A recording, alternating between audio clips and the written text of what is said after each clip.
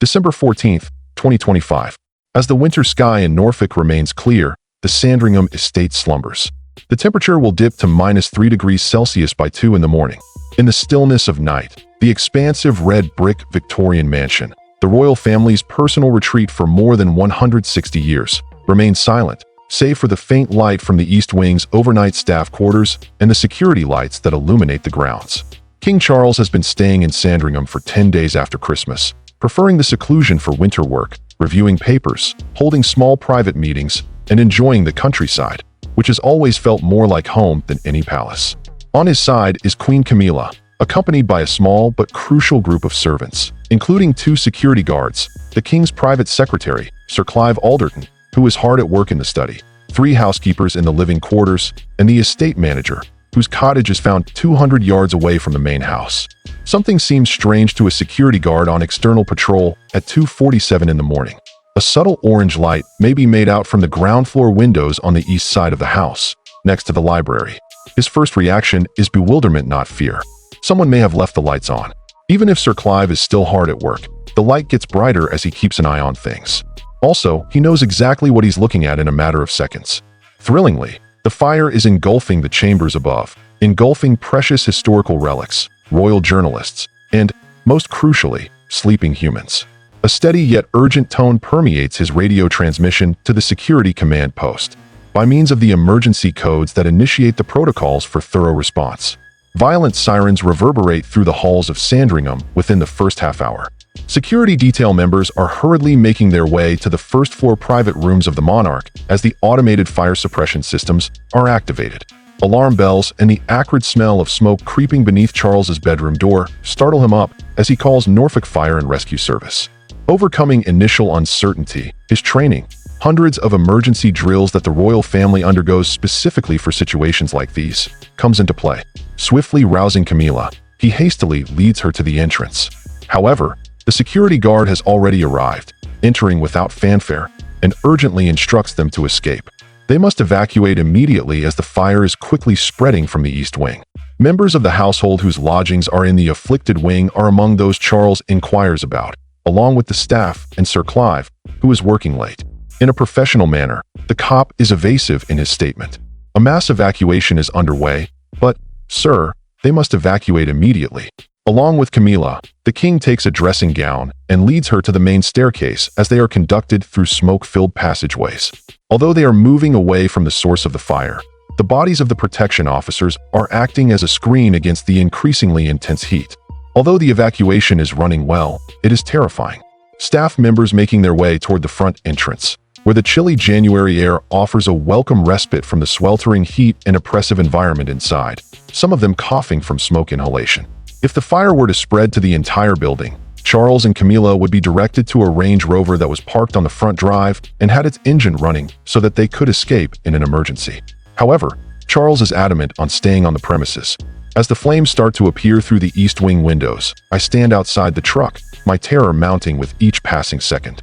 A kaleidoscope of orange and red lights illuminates the night, while the sirens of the Norfolk Fire Services loom close, miles away. Across the level countryside, they drag their helpless wail. At 3:14 in the morning, the initial fire engines begin to arrive. The initial discovery was made 27 minutes later. Considering Sandringham's rural seclusion, it is remarkably quick. However, in the case of a historic building engulfed in flames, the time it takes to extinguish the blaze could be indefinite. Upon receiving word that flames have penetrated the East Wing's roof, the firefighters wasted no time in deploying, securing water supplies from the estate's emergency systems, and launching their assault. Firefighters fight to save a building that Charles has owned since 1862. His great-great-grandmother, Queen Alexandra, loved to spend Christmases there. His mother came there every January until the year she died. Charles stands in his dressing gown, refusing blankets or shelter as the temperature drops below -3 degrees. He continues to ask the same question to anyone who would answer, but the building isn't as important as the people. Is it raining outside? Has everyone on staff been found? Slowly, and with gaps, the solutions emerge. According to the guards, the monarch and queen are perfectly fine. After being evacuated from the ground floor quarters, 2 members of the home staff are being treated for mild smoke inhalation. It is clear that they are safe. Despite the estate manager's efforts to coordinate with the fire department from his cottage, several individuals remain missing. Sir Clive Alderton, who was last seen in his study on the ground floor, close to where the fire started. Margaret Thornton, a member of the cleaning crew, whose living quarters were situated directly above the library. The East Wing is also home to James Whitmore, a 28-year-old junior aide. There are 3 individuals whose whereabouts and safety are in question as the building they should be occupying is engulfed in flames. Parts of the East Wing are still engulfed in flames as of 4 a.m., while the fire has been somewhat contained. Despite firefighters' best efforts, the historic library, private study, and multiple living quarters in the East Wing are all on the brink of destruction. Staff members gather in emergency vehicles as the temperature drops even lower, and Charles stands firm on the front drive, refusing to budge. Camilla, who was ordered to wear a blanket, was lying next to him. Both are seeing the destruction of their home as 3 individuals go missing. The king and all others are being kept at a safe distance from a building that could potentially collapse due to fire damage by the perimeter security that the Norfolk police have set up. The search for Sir Clive Alderton by the fire department on the ground level of the East Wing begins at 4:32 in the morning. He was trying to get out of the smoke-filled room when he passed out in a hallway close to his study. His body exhibiting symptoms of intense smoke inhalation and burns sustained while attempting to traverse corridors engulfed in flames. Quickly, paramedics begin treating him by creating airways, giving him oxygen, and getting him ready for emergency evacuation to King's Lynn's Queen Elizabeth Hospital. The news that Sir Clive has been located alive but in a serious condition is a tremendous relief for Charles, but it leaves him with unfinished business. Still no word on 2 individuals. The fires that have been devouring Sandringham for almost 2 hours have already spread to other parts of the structure. At 7:18 in the morning, the sun starts to rise. At the site of the disaster, the fire has been brought under control and is no longer spreading. However, there are still isolated parts that personnel are carefully putting out. With its fallen roof and blown-out windows, the East Wing is a ruin, reducing centuries of history to smoldering remnants. The fire investigators' dreary task of rummaging through wreckage in search of Margaret Thornton and James Whitmore, whose silence has become a dreadful response in and of itself, begins in the chilly light of morning. The discovery dawns onto the wreckage that the night had only partially obscured. After 163 years of hosting royalty and storing rare artifacts, the East Wing of Sandringham House is now practically demolished. Stone walls that have become black remain, but the inside has been gutted. Fallen roof, revealing the remnants to the wintry sky over Norfolk. Firefighters from the Norfolk Fire and Rescue Service are still working to put out hotspots while investigators start to identify where the fire started and what caused it. Wood Farm is a cottage on the estate grounds that was Prince Philip's last private residence. Charles and Camilla have been relocated there so that they can recuperate, receive updates, and avoid seeing the ongoing gruesome task of rummaging through debris. Charles, however, will not rest. He sits in Philip's former study, glued to his phone, waiting for news that he is becoming more and more convinced will be disastrous. By 8:43 a.m., the first confirmation has arrived. Authorities looking into the fire in the apartment building that fell above the library have discovered a body in the room that had been a bedroom. Smoke inhalation prior to the roof collapse was probably the cause of death. The site is the same as Margaret Thornton's designated quarters, although formal identification will take some time. She had been an employee at Sandringham for 18 years, and her kindness and commitment were well known around the estate. She was 62 years old. While sitting in his father's chair at Wood Farm, Charles learns the news. He is speechless for a few minutes as he processes the idea that someone died in his home while he was alive. With no words to express her feelings, Camilla sits silently at his side. Because someone was in the building when it burnt because of their presence at Sandringham, their need for personnel, and their support. 90 minutes after that, you'll get your second confirmation. A corridor on the ground level contains the remains of James Whitmore. It appears that he was trying to go to the outside door when smoke and flames engulfed him. He had a promising future ahead of him as a rising star in the office of the private secretary. He was 28 years old and had only been with the royal household for 14 months. Charles finds out that someone else has perished as his parents are being alerted by the Norfolk police about the fire that broke out in the early morning darkness while they were feeding his household and supporting his private retreat at Sandringham. Having been moved from the emergency room to the acute care burn unit, Sir Clive Alderton's condition at Queen Elizabeth Hospital is still critical. He had serious smoke inhalation injuries that affected his lungs and second and third degree burns that covered 30% of his body. He is in a stable but life-threatening situation. Medical staff need time to assess Alderton's condition before allowing visitors, and the King's appearance at the hospital would disrupt care for other patients due to security and media complications. Despite Charles's desire to visit immediately, he is advised against it. While his most loyal advisor battles for his life 20 meters away in an intensive care unit, Charles waits at Wood Farm. Despite efforts by the palace to suppress the flow of information, the news has broken by mid-morning. It is impossible to hide a catastrophe of this scale affecting the monarch's house, and communications from the Norfolk emergency services have leaked to the media. News stories start to surface. Destruction at the Sandringham Estate. Early dawn fire forced King to flee. There have been casualties at the royal house. The Royal Communications Office is already struggling to manage the story due to a lack of staff, while key people are at Sandringham. At 11:30 a.m., they confirmed in a brief statement that the Sandringham mansion caught fire throughout the night. Unfortunately, 2 members of staff have lost their lives and another is in a critical condition. But thankfully, the Queen and all members of the royal family were able to depart without incident. The statement requests privacy for the families of those impacted and announces the indefinite cancellation of all royal activities as the family mourns this tragic loss. There is a worldwide media reaction to the statement's release. In order to get shots of the distant destroyed house, camera teams swarm Norfolk, setting up outside Sandringham's gates. Reporters covering the royal family shed light on the emotional and historical significance of Sandringham.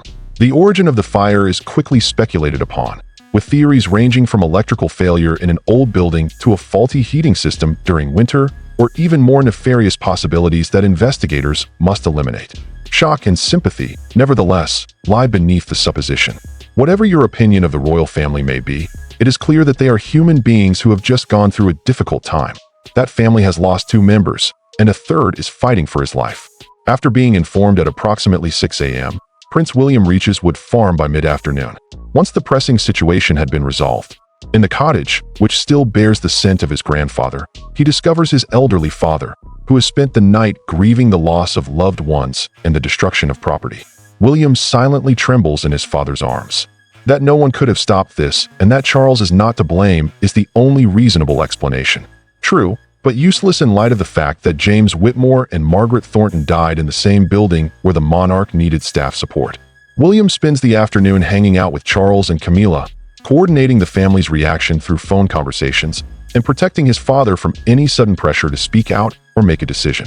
In the evening, Princess Anne arrives by car from Gatcombe Park, drives herself into Woodarm with her usual candor, and asks right away what needs doing. When tragedy strikes, and takes action, find issues, execute fixes, and progress forward without becoming swept away by emotions that don't contribute to practical need.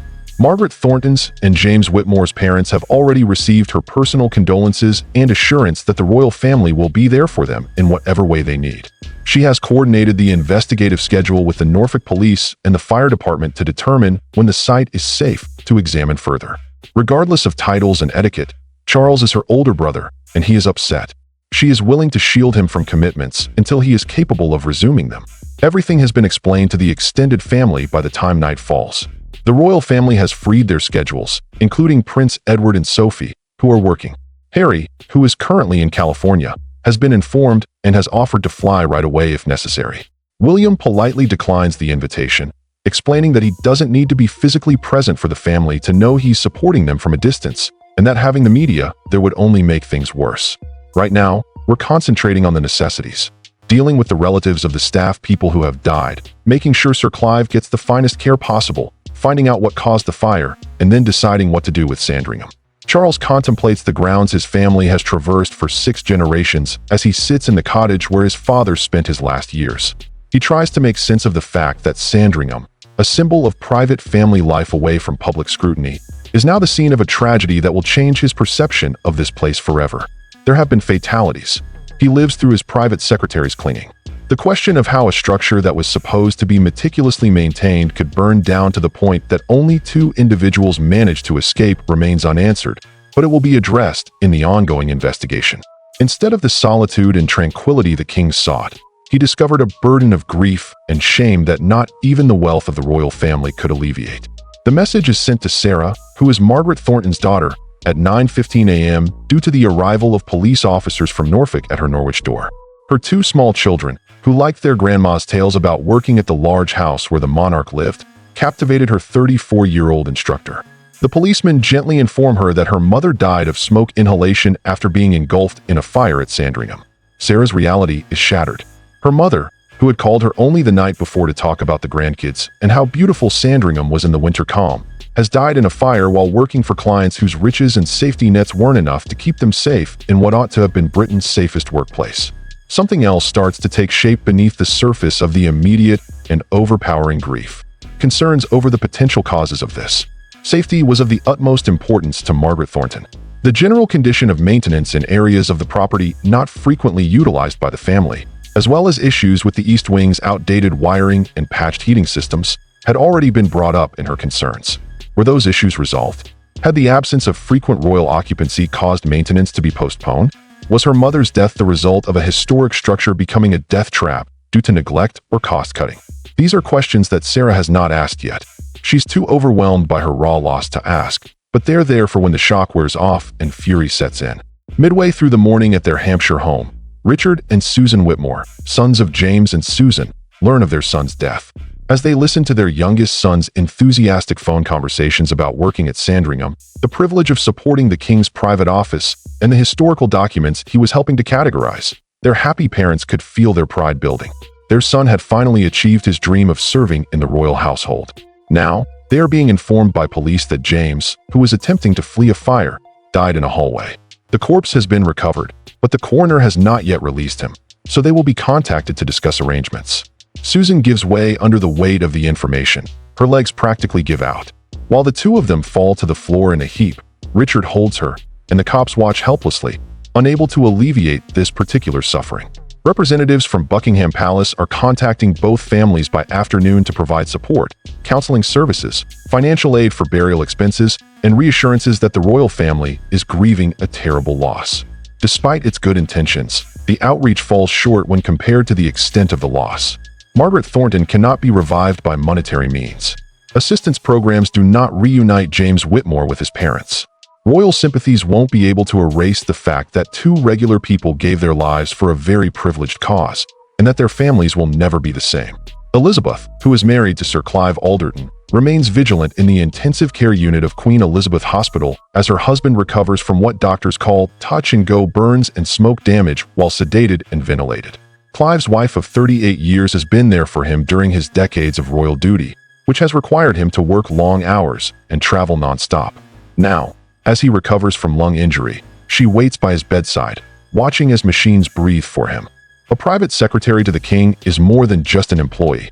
He expertly handles the intricate details of royal life on a daily basis, earning the trust of Charles and serving as his closest confidant. After her husband wakes up, Elizabeth knows he will be crushed to hear that other staff members died while he survived, that his escape from the blazing building cost other lives. As the sun went down, Princess and stepped up to the plate as official family liaison, paying personal visits to the Thornton and Whitmore families to convey her condolences and promise of unwavering support. Instead of getting upset, and takes a pragmatic approach to grieving. She gives them her personal contact information, clarifies the available help, and promises to be open and honest about the results of the investigation as soon as they are available. Despite the fact that nothing can make this even somewhat acceptable, the families do value her honest presence, and is honest about it. The Queen makes it plain that two members of her family have died while serving her, that the royal family will conduct a thorough investigation into the tragedy, and that they will remember Margaret and James with more than words. They will show real concern for their loved ones. At Wood Farm, Charles starts writing letters to both families, something that isn't required by protocol, but he refuses to have anybody else do it. Writing these letters has been challenging for him because, in light of their tragedy, all he can say is that he is sorry and promises to remember Margaret and James. Even as he types them out, the words sound empty. However, he continues since the feeling of inadequacy is worse than doing anything. He talks about how Margaret was so kind and dedicated. Under her, Sandringham became more like a home than a royal palace. Tragically, James' spirit and promising future were dashed, and he remembers this with sadness. He assures them that their loved one's service will be properly recognized and that answers will be delivered by conducting a comprehensive investigation. The letters won't make the king's pain go away, but maybe they will show how much the monarch cared about Margaret and James. That they were more than simply co-workers, their deaths touched him profoundly. When Charles has trouble finding the right words to describe a tragic event in his letters, William offers phrases to use and gently reminds him that perfection is impossible. The cottage's study is where they do their joint work. Recognizing the loss, rather than allowing convention and distance to depersonalize the deaths, is the only meaningful activity that the father and son can do while they grieve the sorrow. Even though Charles doesn't feel like eating, Catherine comes in the evening with food from the main house's undamaged kitchen and insists that he eat something. She offers him practical care and silent support. At this same moment, the family that is typically the subject of great public scrutiny is, like any family, struggling with trauma and grief. By the time night falls, preparations for a memorial service are getting underway, and they will be symbolic of the presence, practical care, and modest gestures that promise, "You're not alone in this." A fitting memorial service to Margaret Thornton and James Whitmore is necessary to pay tribute to their lives and give their loved ones peace of mind. When and where is the question? Despite being unharmed, Sandringham's chapel feels out of place amid the tragedy that has befallen the estate.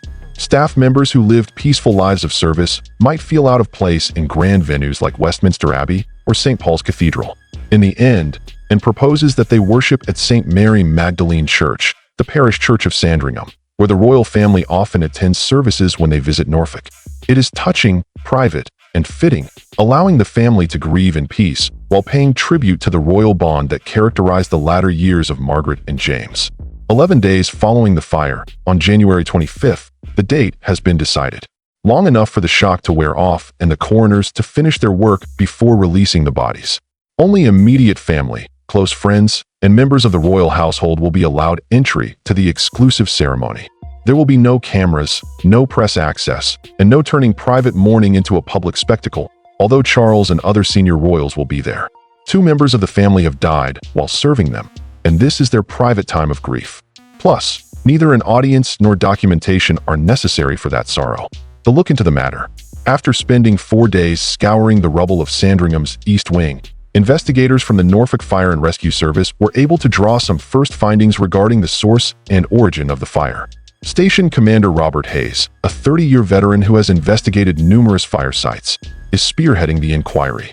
However, none of these have had the same level of historical importance or catastrophic consequences. Finding the critical evidence that shows how a controlled home environment became a deadly conflagration is the team's top priority as they methodically go through the wreckage, taking pictures of everything and collecting samples for lab analysis. They are also trying to reconstruct the fire's progression from the point of origin through the building. Day 2 brings us closer to a surety in identifying the genesis point, a room on the ground floor near the library that served as the East Wing's electrical distribution hub. A catastrophic failure, insulation breakdown leading to short-circuit arcing that ignited surrounding combustible materials, and rapid fire spread through walls and floors before detection systems registered the problem were all symptoms of the decades-long maintenance and patching of historical wiring that dates back to the 1960s. Its antiquity was a hindrance. While the materials used in Victorian-era construction were solid, they allowed fires to spread more easily than they do now. Once started, a fire might spread quickly through a building with wooden flooring, paned walls, and built-up dust and debris in the crevices between the walls. The more detectives look at maintenance records and interview estate employees, the more awful the conclusions become. Full rewiring of the East Wing has been noted as becoming critical in many reports from trained electricians who have been doing ongoing assessments of Sandringham's electrical systems for years. However, in part due to financial concerns, the work has been postponed multiple times. The East Wing didn't get much use. Thus, it didn't seem like a priority when compared to the more regularly used parts of the building, which contributed to the tremendous expense of completely rewiring the old structure. The latest electrical inspection, which was finished only 7 months prior to the fire, had specifically called for rewiring to be done right away since the current systems were putting the building at risk of fire, and that risk would only grow with each passing winter due to the heating loads putting extra strain on the old infrastructure. Estate management has studied this suggestion and marked it for inclusion in the next budget cycle, so it's possible that work may start in the spring of 2025, which is quite a while after the disaster. In a legal sense, the choice to postpone wasn't careless. Because of the ongoing competition between maintenance needs and limited funds, it adhered to conventional capital planning procedures for big estates. It is now known that James Whitmore and Margaret Thornton perished in a devastating fire caused by an electrical failure in a system that had been deemed to be at high risk. It seems like the postponement is unfair. This is made very evident in the preliminary report that Station Commander Hayes personally delivered to Charles before releasing it to the investigating authorities. The fire may have been avoided since identified problems with the infrastructure had not been resolved. On January 22nd, 3 days before to the memorial service, Charles gets this report in the Wood Farm Research. Physical exertion is required to read it. The realization that 2 individuals lost their lives due to an electrical failure that could have been prevented by prompt completion of tasks that his estate management had previously deemed too costly or disruptive makes him tremble. There is no condemnation of wrongdoing in the report. The health and safety executive and the Norfolk police will conduct further investigations to reach that conclusion. But there's no getting around the moral guilt. Despite the involvement of consultants and professionals, decisions regarding his residents, staff, and estate administration were made with a focus on budget issues rather than electrical safety. William discovers his dad, who has been sitting quietly with the report in his lap and staring at nothing after Charles has read it. William inquires as to the findings of the investigation, and Charles discreetly informs him that the incident might have been avoided and that high-risk electrical systems were left operational due to the high cost and perceived lack of urgency of replacing them. William reads the report on his own, going through the same feelings of shame and realizing that this disaster was caused by institutional choices that were acceptable back then but look utterly insufficient now. He thinks about his own possessions, the Prince of Wales, considers Kensington Palace and Anmer Hall, and ponders the management rather than resolution of any maintenance difficulties that may exist in these old structures. The next disaster could be the result of neglected upkeep. As usual, Princess Anne is forthright in her reaction to the investigation's conclusions. The deferral of electrical work was a regular procedure and was not negligent in any legal or practical sense. She informs Charles firmly, and he cannot personally be held responsible for every choice made by competent staff in estate management. Still, she concedes that, procedure or no process, the result is intolerable. Because the royal family's reputation for preserving houses to the greatest standards is proven to be aspirational rather than genuine, and because infrastructure upkeep was poor, 2 people have died. In response, the institution must do more than just show compassion, do thorough safety assessments of all royal properties, pledge to prioritize infrastructure upkeep over all else, and openly admit that traditional capital planning methods were inadequate. Because there were so many individuals participating in the official probe, news outlets were bound to get their hands on the results within a few days. The sad accident narrative is giving way to more critical examination in the headlines. Fire investigators have found that the deaths at Sandringham were caused by neglected upkeep, identified as having high-risk electrical systems months before to the deadly catastrophe. Concerns over the safety standards of the royal estate arise. The media shows compassion for the royal family and shows respect for the fatalities, but there is a subtle undercurrent that questions whether the deaths were caused by bureaucratic sloth or cost concerns. When the families of Thornton and Whitmore find out through the media that the electrical problems were recognized but postponed, they start to ask more difficult questions about who is responsible and if safety was not given enough importance. Prior to the memorial ceremony on January 24th, Charles determines that it is necessary to publicly address the results of the preliminary investigation. The palace has issued a statement recognizing that the fire was caused by electrical infrastructure difficulties. The statement goes on to say that these flaws had already been recognized in assessment reports, and that, looking back, it would have been wise to prioritize quick remediation over cost and interruption.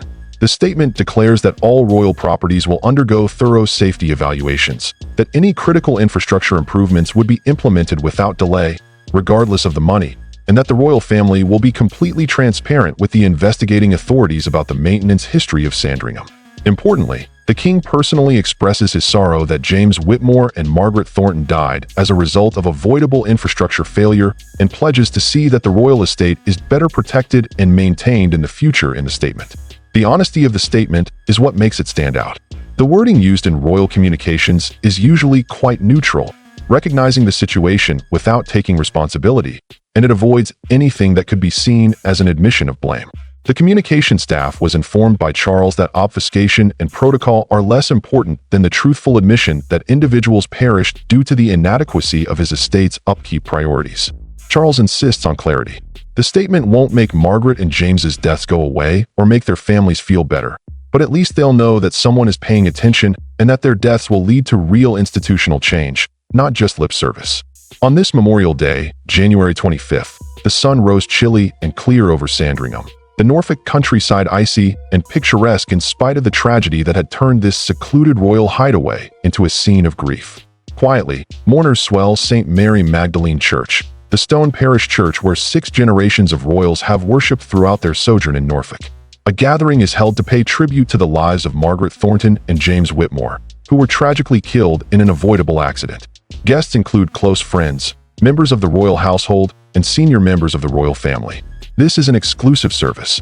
There will be no media coverage of the event other than the one official photographer, whose shots will be made public in an effort to keep it from becoming a media circus.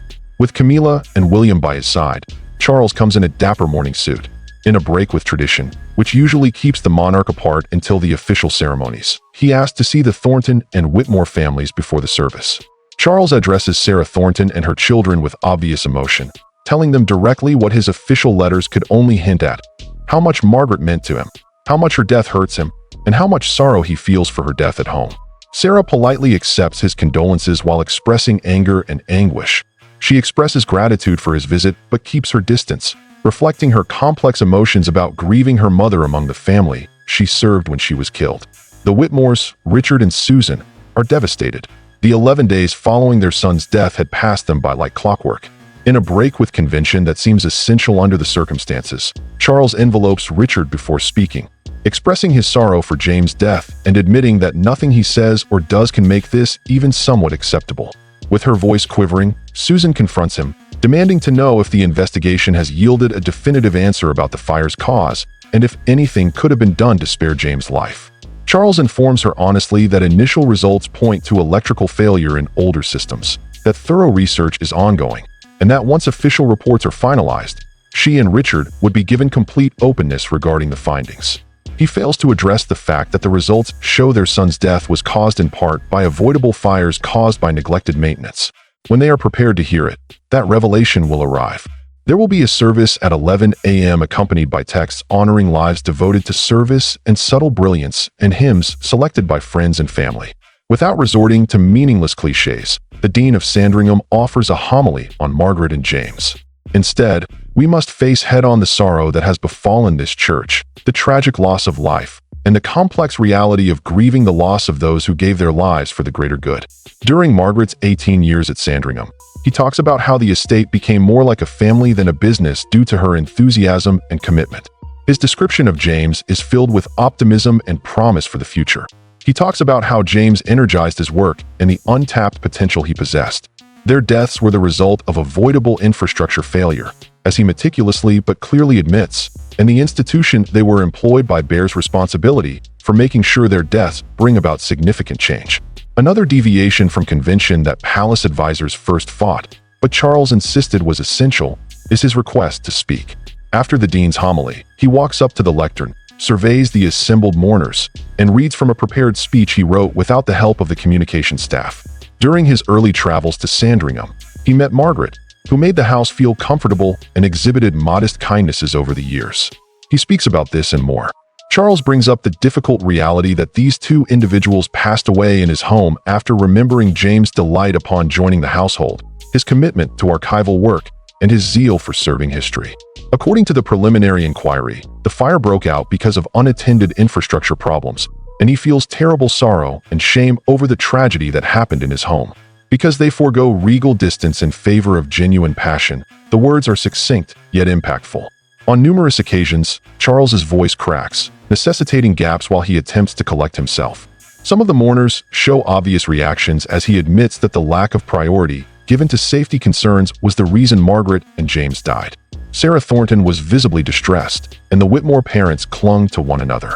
Charles ends by pledging to conduct thorough safety reviews on all royal properties, to prioritize infrastructure maintenance regardless of cost, and to honor Margaret and James' service with action, not just words, so that no one else dies due to outdated systems that were not replaced soon enough. Camilla reaches over and holds his hand as he gets back to his seat. As the service moves on with its last prayers and hymns, they are both sobbing softly. There will be no public viewing of the funeral. Where Margaret Thornton spent her entire life, Norwich, is where she is laid to rest. James Whitmore spent time in Hampshire close to his ancestral home, standing in frigid January graves, Charles, and then pay their respects to two individuals who had served his household. The knowledge that Margaret and James' deaths may have been avoided with a shift in focus or a quicker response makes the unbearably tragic graves all the more heartbreaking. Even with all his wealth and power, the king is unable to alleviate the overwhelming sense of loss and misery that has befallen him. Sir Clive Alderton awoke on January 25th from his anesthesia. His health improved to the point that he could regain consciousness. The fire, the employees, and whether or not everyone got out alive are the first things he wants to know. Elizabeth needs to break the news to her husband that James Whitmore and Margaret Thornton perished in the building he was working in, but he managed to live.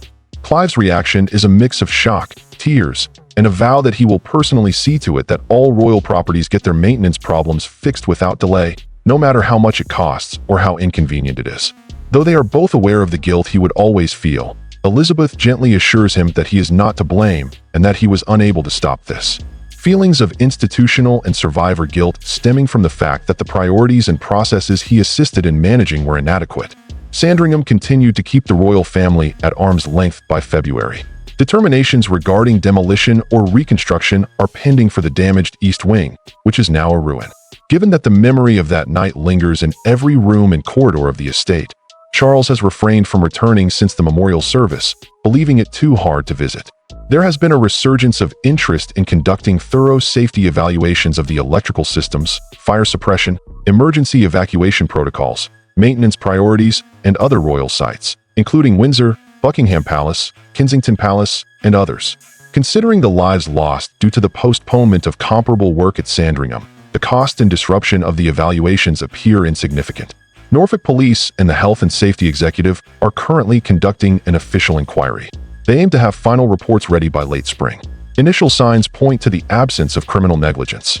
The delay in maintenance was in accordance with established procedures for capital planning and did not amount to willful and careless disregard for safety. Royal family's response recognizes that legal sufficiency is not the same as moral sufficiency, but the moral culpability is still there.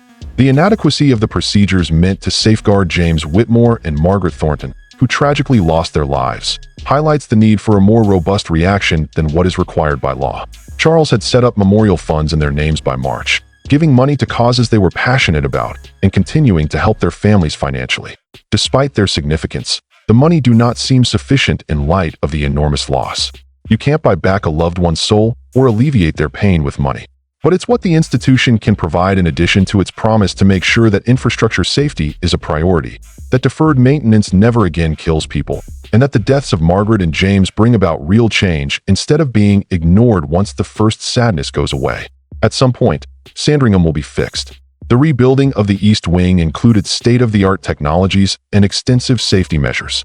Instead of serving as a tranquil getaway, the estate becomes a haunting reminder of Charles's shame and loss. 2 people lost their lives because priorities weren't right and processes weren't enough at the building where his family had lived peacefully for 6 generations. It is important to recognize that the past cannot be changed or restored, but rather used as a lesson to prevent similar tragedies in the future. This work of fiction delves into the idea that having power and privilege does not guarantee that a catastrophe will not occur, and it asks what institutions should do when avoidable mistakes take lives. Delaying maintenance and using outdated infrastructure makes even royal resources ineffective in preventing disasters like the Sandringham fire. Stay tuned for additional stories that will take a closer look at the real people affected by failed institutions. If this touched you, please like and share it.